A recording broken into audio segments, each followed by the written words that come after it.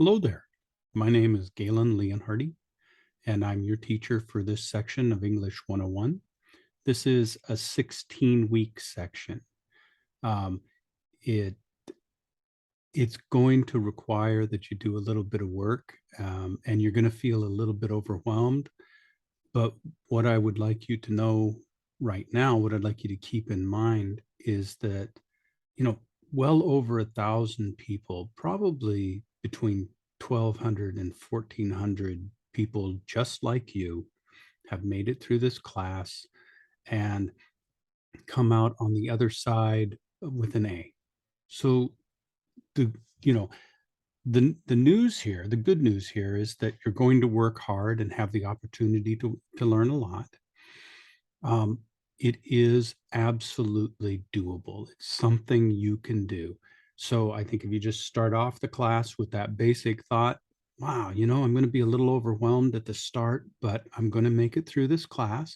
And when I'm done with it, after I've done every single assignment, I'm going to have an A. And you should feel pretty good about that. So what I'm going to do in this video is I'm going to walk you through getting into the class and um, uh, we're going to take a look around the class. I'm going to give you a tour of the class. So with that, let me go ahead and share my screen.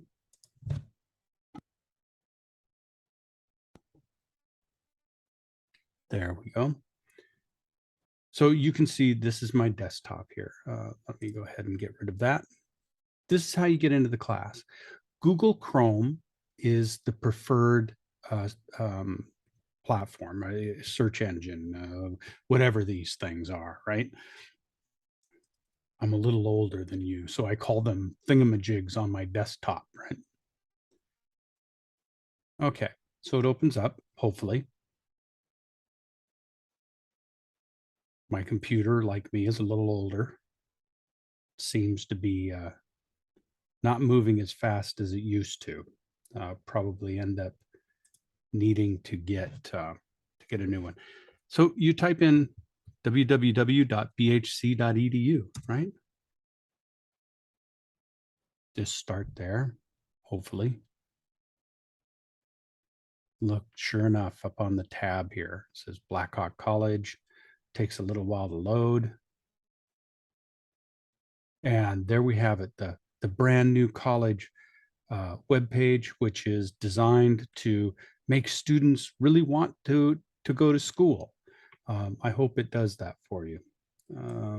Now I haven't messed with this page too much. This is the first time I've seen it, so you're as surprised as I am. Click on that. And of course, the site can't be reached. When things like that happen, just take a breath and just recognize that the universe was aligned against you when you were trying to make a video to show students how to get into the class.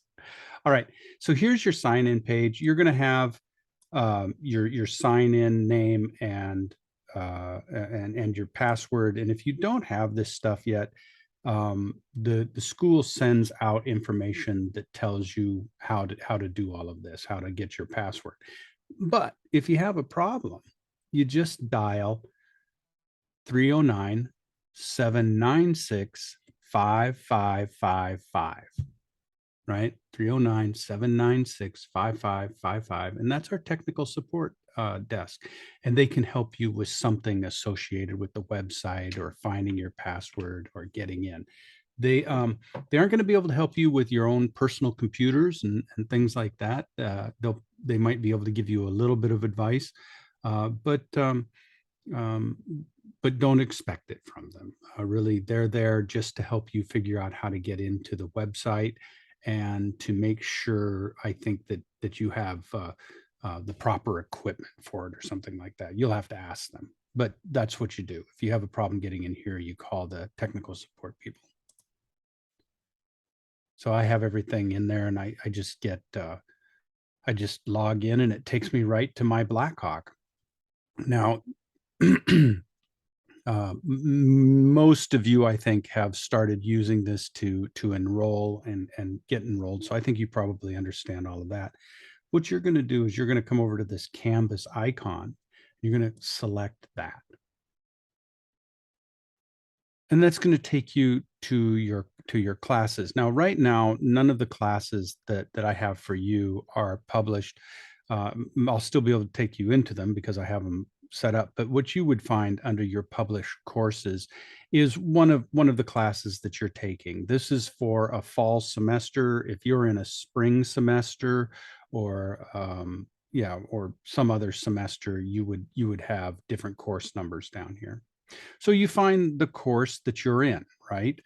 This is English 101C, and it has an 055 component, which is for students who will be meeting on alternative days to do more work. I'll talk about these 051, 055 students with the students who are in those classes, but just recognize that if you're in one of these classes, you'll be meeting with me every day of this semester. Okay. All right. So we select this class.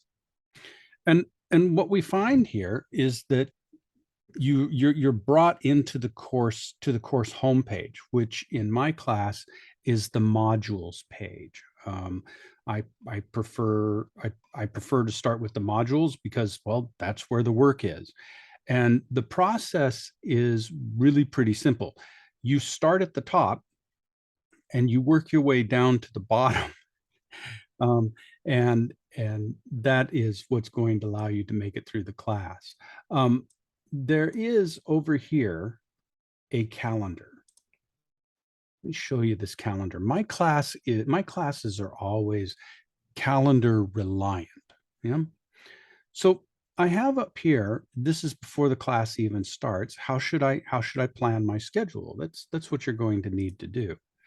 And if you click on it, right, you can read what I've written to you here in small writing, or you can click on that and it'll come up here, and you could, if you wanted to, make it larger so that it's easier to read, right? A lot of times if the words are bigger, feels easier to read.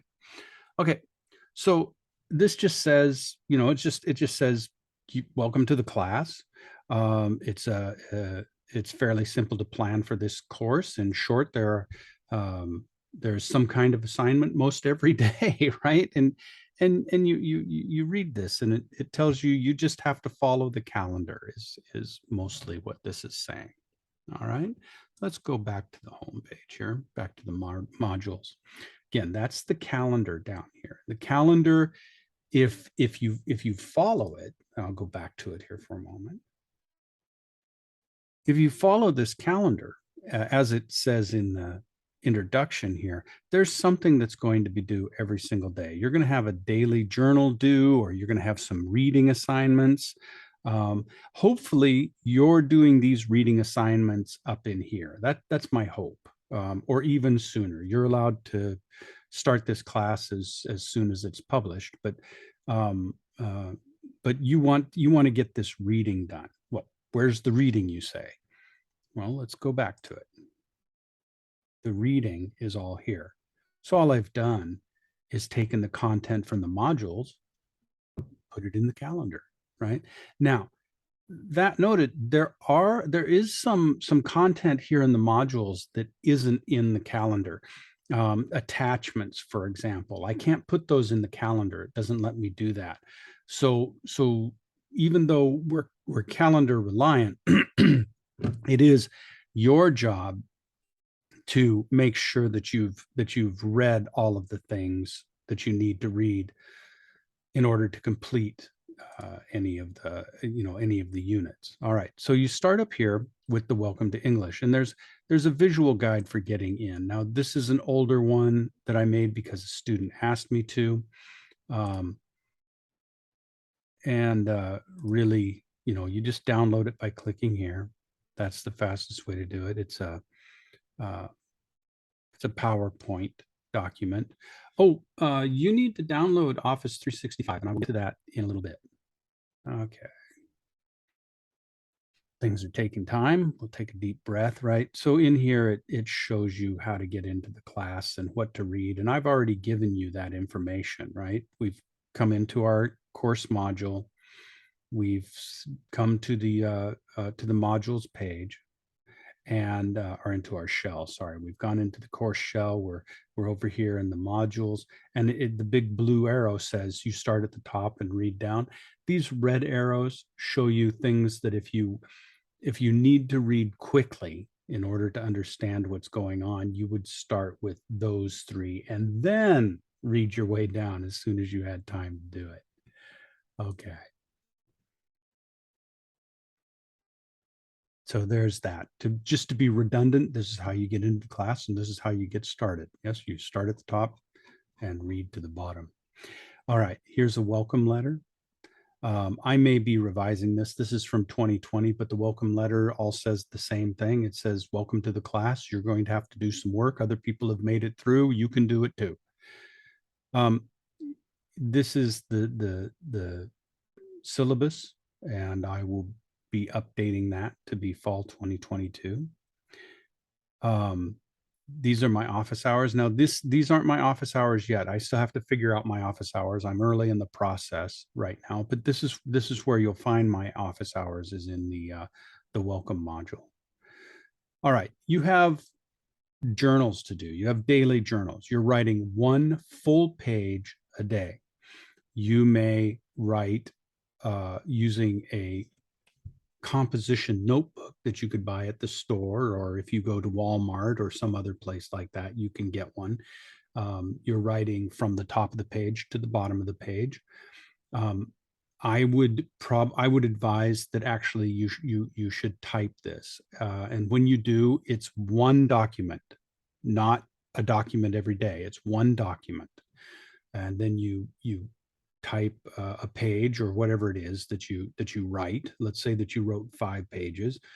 Then that would just be that one journal entry. So though it's a daily journal entry, ultimately this is a page-based assignment.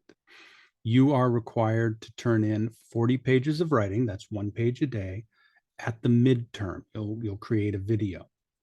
And by the last day of class, you will submit a video that demonstrates that you have 80 pages of writing. For those of you who are in an in-class, I'll look at what it is that you're doing, but you'll still submit a video of it, and it's not terribly difficult. You just take out your phone and flip through the pages on the screen and show me that you have written however many pages it is you need to write. But what you do is you just click on that and it explains the journal writing assignment for you, right? All of my assignments are mandatory. You have to do every single assignment, and this is one of them. I can tell you that if you fall behind on this assignment, that you will hurt. It will be a terrible experience for you, and you won't enjoy it at all. On the other hand, if you're writing every single day and you can write about whatever you want to, there are no restrictions on this. I would say that if you're writing really strange things and you do really strange things, that the FBI will want to look at your journal when they're done. I'm going to hope that you aren't in that category of human being.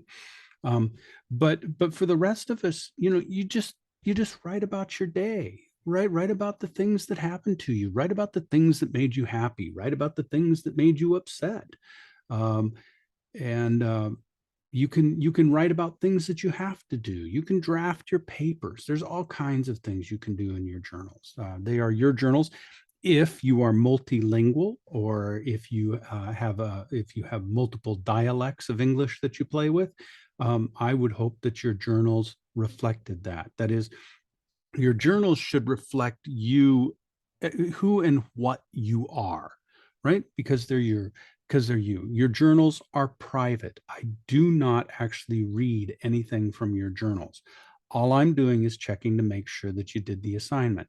This assignment was one that I did, that my English teacher, when I was a sophomore in high school, gave us. So it's really just a high school level assignment, and it's something that Well, it helps you become a more fluent writer. That's all there is to it. The more you write, the more you type, the more fluent you will get, you know, based on how you use your fingers when you're typing is what it amounts to, that flow of information, and mechanics from your brain to your fingers.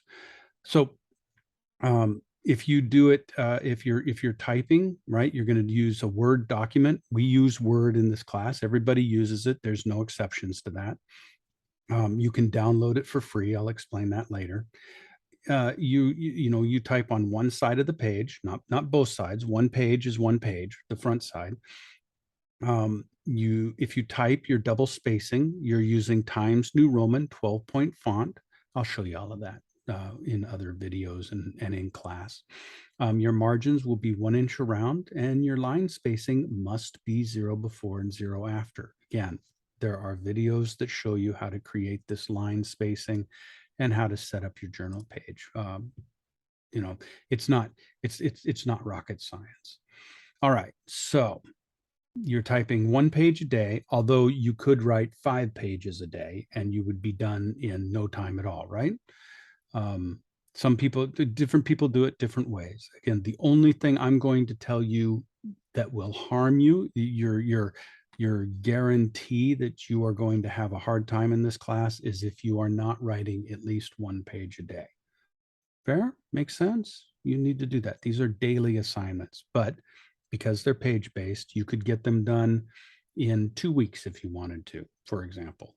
All right, that's your daily journal assignment. Everybody does that. Communicating with me. When you communicate with me, use the inbox and Canvas, right? You just come into the inbox and you go to the class. You select your favorite course, which is going to be our class, whichever one it is. Sometimes it takes a little bit for that to open up. And then you select it, and then you send me a note by coming up here to the, there'll be a line here that says, receiver, and then you type in a subject, and then you type out your note to me, and then you send it, right? And pretty simple stuff there. Okay. Here's some general college information. I will update that. This is just all of the stuff that tells you where the counselors are and stuff like that. If you know what, if you suffer from depression or anxiety, things like that, this will have information for you in here. There's resources for the Veterans Center. There's all kinds of stuff here, and I will update that before the class starts, but you can see that that's the general college information. Here's the introductory information. I say read all of this. It's going to be important to you.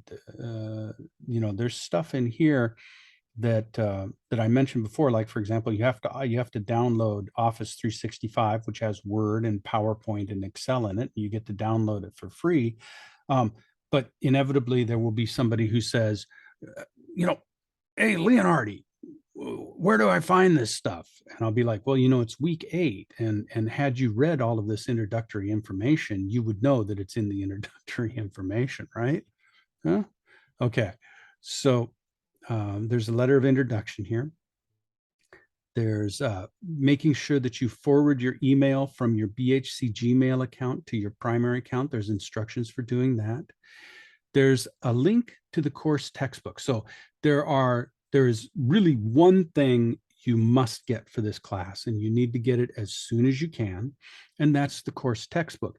You can go to the bookstore. If you have financial aid, this is what you'll have to do. You'll go to the bookstore and you will order it from the bookstore, and I think they charge $115 or $120 for it.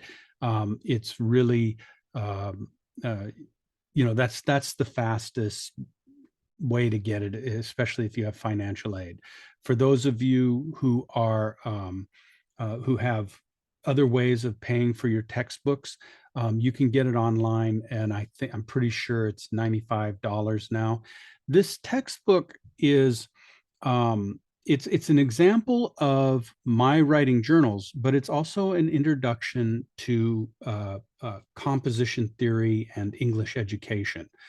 In the same way that you would get an introduction to sociology and you would study some of the major theorists who have advanced the field of sociology.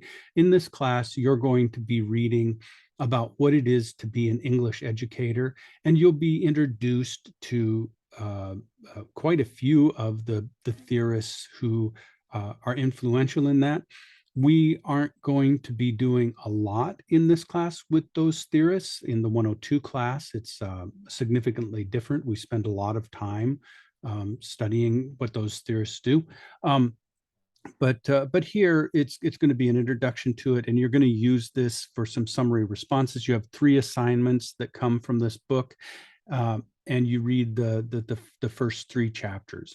If you read if you read 4 or 5 pages a day starting at the very beginning of the class, you will be well on track and you won't have any problems when we get to the assignments that go with this book. So you want to get it early, and you want to do this reading, this daily reading, at about the same time that you're doing your daily journals, right? Try to get as much of this done as early as possible.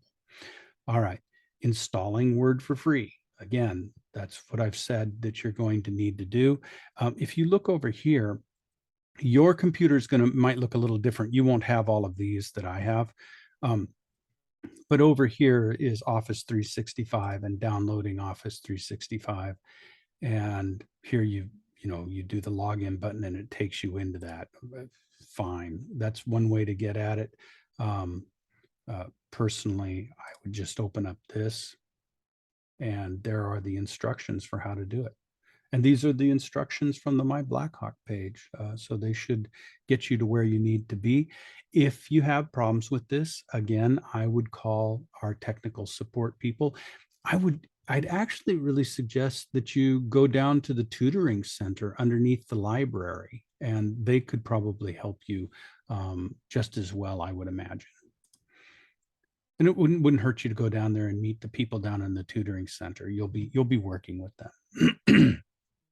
All right, so we're down here, installing Word for free, downloading Office 365, same basic thing. Writing your papers using modern language association guidelines. We're using MLA guidelines in this class. We aren't using APA, and we aren't using Chicago Manual of Style, or what is sometimes called Turabian, or CMOS, right? We're using MLA, Modern Language Association Guidelines. And this is this shows you those guidelines. And I also have a video where I walk you through those. And there are videos that in later on that that show you how to set this up as well. Okay, so you want to click on that. And again, this is the video. Now, this is MLA 8. We're using MLA 9, but the differences between MLA 8 and 9 are minor differences. And again, the tutors in the writing center can help you do that. You'll learn a million times faster if you just go down there and work with the tutors. That's what I suggest. If you don't know what MLA is, take a deep breath. You're going to learn, and I'm going to help you learn that stuff. But the sooner you learn it, the sooner you can get on to learning about more complex things in your writing, right? If I make comments on your Word papers, this shows you how to get at those comments. Most of my comments are going to be made in the comments bar of your assignment. So if we go into an assignment, let's say we're doing our rough draft of our essay 1. Well, of course, I don't have an assignment in there. Anyway, on the side of your assignments, you will find me writing back to you, and you'll also find it in your grades. I'm sorry. Let me go back here. when you select your grades, you're going to get a different thing than I get. So let me go to student view here. Hang on.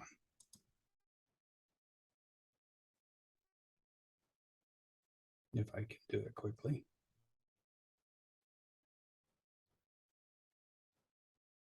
Where's my student view?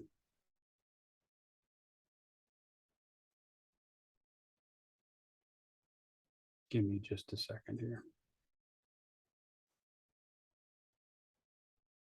Well, it should be in there.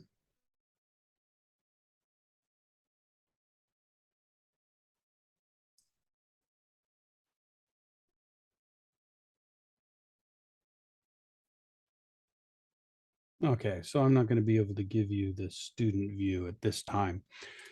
So you're just going to have to trust me that your view of your grades is different than mine. And what you do is you select the grades, and then there's a little line across from each grade, and then there's a little text box in there.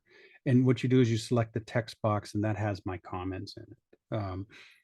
Again, I will make that point in class, or you'll pick it up pretty quick. The tutors can do that. You can also find online information uh, fairly easily just by coming down here and saying Canvas student viewing teacher comments, for example. And you click on that, and here's the Canvas community, right? So when you have questions about Canvas, you just do a simple search like that. And it says, it'll come right up. How do I view my comments from my instructor? Well, just like I told you, you go to grades, and then you're going to get this grade up here, this road to revelation, revolution, patriotism, and treason. Perfect for a college class, right? And then you click on this little icon that I told you that you would click on. And when you do that, your teacher's comments are going to come up. The teacher's comments are in here. Please do not reply to anything I say by typing your comments in that box. If you have a question about your grades, if you have a comment of any kind, send me a note through the inbox. Do not reply to me in your comments. It just doesn't work. It doesn't get to me. Okay. So here we are. We're working our way through these. How to submit there's instructions for how to do everything that we have to do. You're going to have online discussions, and you're also going to be doing peer reviews of each other's papers. Um, so all of the instructions for that are in here. How to submit to discussions. How do I know if I have a peer review to complete? It's right there. Viewing the teacher's comments in Word and Canvas. Everything that you basically need to know in order to get started and find success in this class is right here. So you need to read and watch all of that stuff, right? Assuming that you want to be successful in the class, which I think all of us do. Okay. Our first unit is creative nonfiction, right? We have 1, 2, 3, 4, 5, 6, 7 different units, right? Now, what we're going to be doing at the very end, just to show you where we're going, right? How can you get to where you're going to be if you don't know where you're going? Is we're going to be creating a synthesis of all of this stuff that we practice down here when we do our final research paper.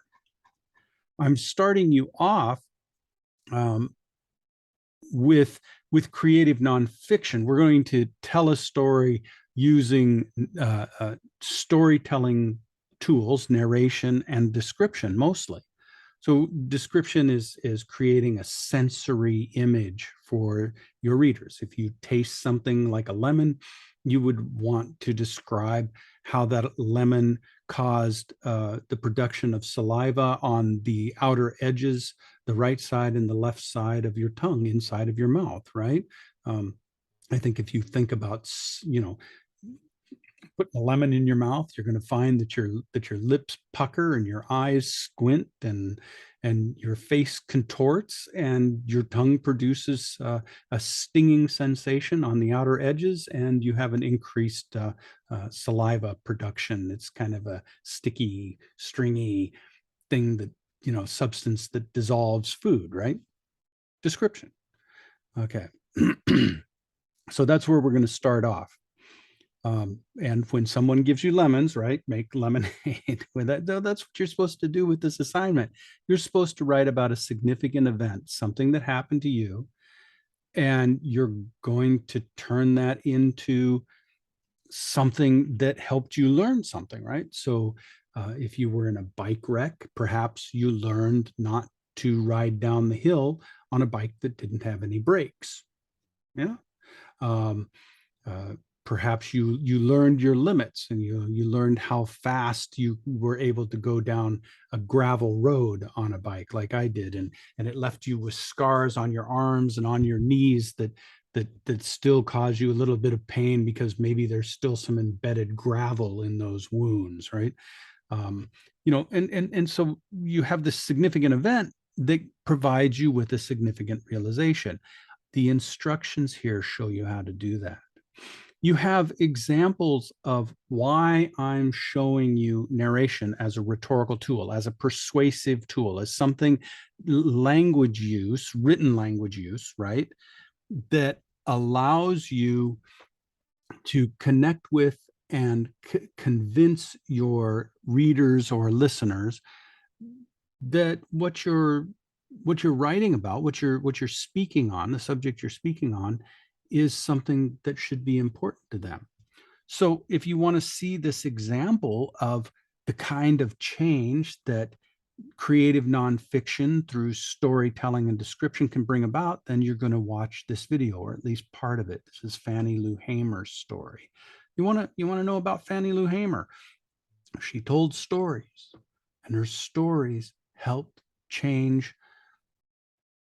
Well, it helped move the civil right. She helped move the civil rights movement forward, and she's extremely brave. And we can learn from her, and learn what it is that we might be doing with our own lives and with our own language use. So there's Fannie Lou Hamer. There's the scholarly voice here, right? This is going to be Cornel West talking to us, and ultimately, what you're learning how to do as students in a one-on-one course is you're learning how to use your scholarly voice to persuade people. So we're creating a dialect, or actually there's dialects of this visual. They're visual dialects, and spoken dialects of um, of language use that we would call scholarly, right? If it boils down to any one thing, it would be, to be scholarly, you ought to know what you're talking about or what you're writing about, right? And if you don't, well, people will notice, and you don't want that, because that's not an effective persuasion tool, right? Being being wrong will not help you persuade people for very long. And you might get some short-term results, but it's not going to help you over the long haul. Okay. So that's the scholarly voice. This is what academic writing is, and academic speaking and academic thinking.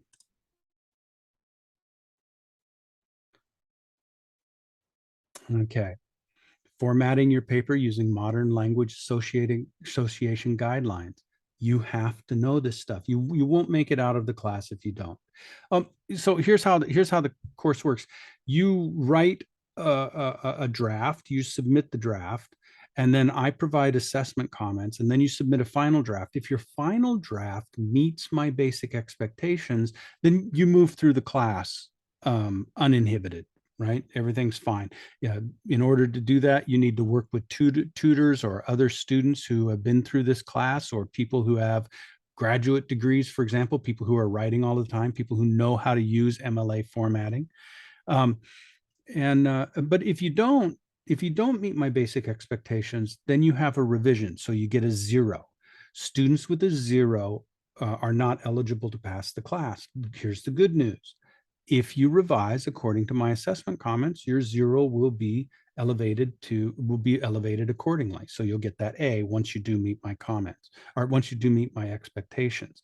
So it's not particularly difficult to do that. It is a little bit time consuming, and the fastest way to do it is to go work with the tutors.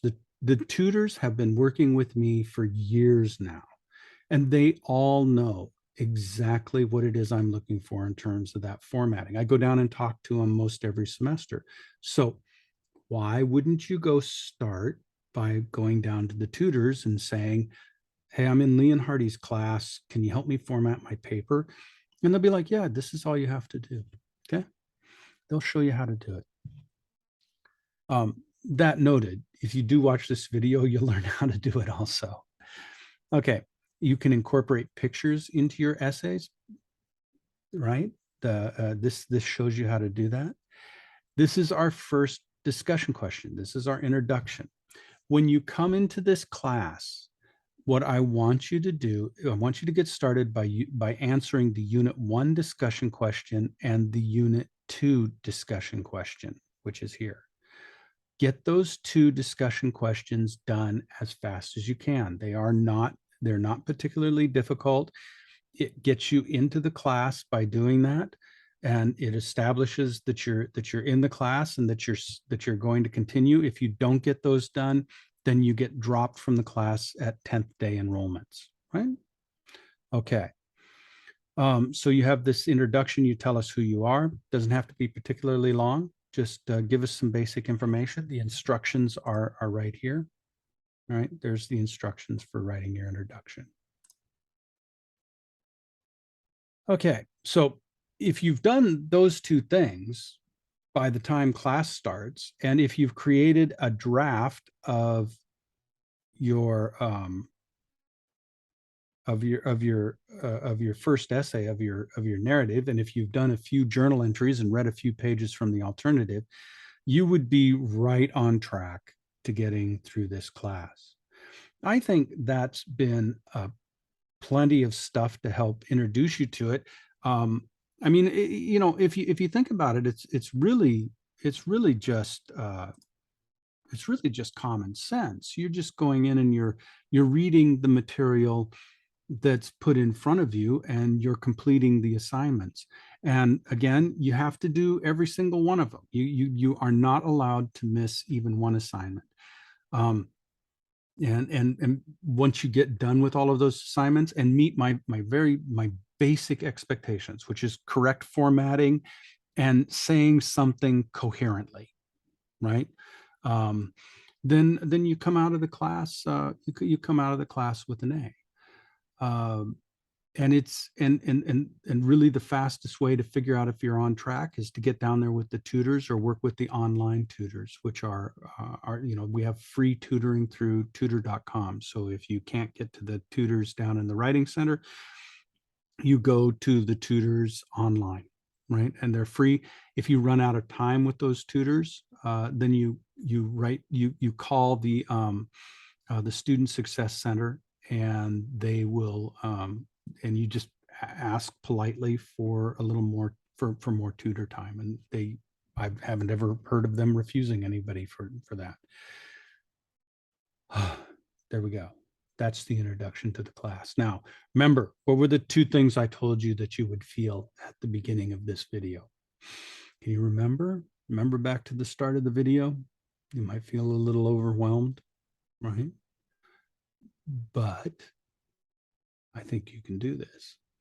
I think you can be just like the other 1,200 to 1,400 other people, 1,200 to 1,400 other people just like you have made it through this class and gone on to finish 102 and gone on to get their degrees in some have gone to nursing. There have been engineers, there are people who are involved with politics, there are sociologists out there, and I have heard that there are lawyers and doctors as well, and you can be one of those too if you just do all of the work and do all of the reading, right? If you're working full time, you're going to need to ask for some time to be able to do your homework, right? Yeah, I know some of you have busy schedules. I know for some of you it's hard. You need to get your assignments in. There are two times when you will essentially fail the class if you don't have all of your work submitted. That's the midterm and the final. If you have even one missing assignment at the midterm, then you're dropped from the class. If you have even one missing assignment at the final, then you get an F. That's how this works. That noted, again, I want to go back to that basic idea. What I'm asking you to do may sound difficult, but ultimately it's not. Ultimately, this is what you have to do to find success as a college student. You need to get your work done, get your assignments turned in, right? I am going to hope that you are not one of those people who submits assignments that are habitually late, right? That is such a letdown when students submit late assignments. If you have one or two or maybe three times during the semester where you need to submit a late assignment, cool. Right? I'll be one of those teachers who's like, yeah, get your assignment in. Let's say there's some kind of an emergency, right? I'll work with you on that. But if you're one of those students who's going to be submitting assignments habitually late and messing up my peer review processes, I'm not going to be happy with you. So let's make this one rule. No matter what, get something submitted for the rough drafts on time, right? I mean, you need to get something submitted for the final drafts too, but the rough drafts especially, you need to have something submitted prior to the deadline. If you're going to have a late assignment, you need a little extra time that night to write it, get something submitted before the deadline. That allows the peer review process to function smoothly. If you don't do that, then it messes up the peer review process and I have to do it by myself. And that would not ingratiate you with me, right? You might not be my favorite person if you're not doing that basic thing. So let's get our rough drafts turned in on time. You want to plan for that. The calendar will help you do that. And let's work with the tutors. That's what's going to help you. And then more importantly than all of that, what I want you to do is just for a moment, just see yourself on the other side of this class with your A, right? And you get to go to those people who matter to you or in your life, and you get to say, oh, I got an A in Leonhardy's class. That's no easy accomplishment. It's definitely doable. Lots and lots of people have done it before you. You can do it too. Get the assignments turned in on time, read all the material, do what it takes to get this stuff done before class starts, and or I mean before the deadlines, and you're gonna be okay. Follow the calendar. It's a doable class. I am so glad that you're here. I know that I don't get to see you right now on the other side of this video, but I hope you know that I'm thinking good thoughts for you. And I want nothing more than for you to get done with this class and learn some of these basic skills that I'm trying to help you discover, and go on and have a life that is fulfilling, right? That's what I'm looking for. Thank you. Get to reading. It's time to do some work, and I'm glad you're here. Bye bye now.